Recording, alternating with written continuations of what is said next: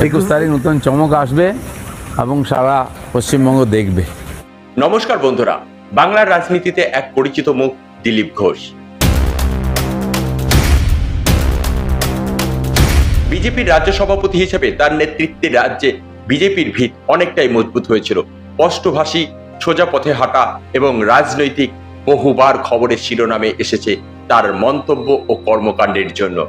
ভারতীয় গরুর বৈশিষ্ট্য হচ্ছে তার দুধের মধ্যে সোনার ভাগ থাকে। তবে আজকে তিনি দলের কোনো বড় পদে নেই। সাম্প্রতিক ব্যক্তিগত জীবনেও অনেক চমক দেখিয়েছেন। শেষ বয়সে এসে করেছেন বিয়ে। তবে নতুন করে আবারও আলোচনায় এসেছে একটি বক্তব্যের মাধ্যমে। রিপাবলিক বাংলার একটি সাক্ষাৎকারে তিনি বলেছেন, 21শে জুলাই একটা বড় চমক থাকবে, গোটা বাংলা তাকিয়ে থাকবে তার দিকেই। ফুল ফোটায় দিলীপ ঘোষ সব জায়গায়। 21 তারিখ নতুন চমক আসবে এবং সারা পশ্চিমবঙ্গ দেখবে। এই মন্তব্য ঘিরে রাজ্য রাজনীতিতে শুরু হয়েছে জল্পনা কল্পনা। কেউ বলছেন তিনি তৃণমূলে যোগ দিতে চলেছেন।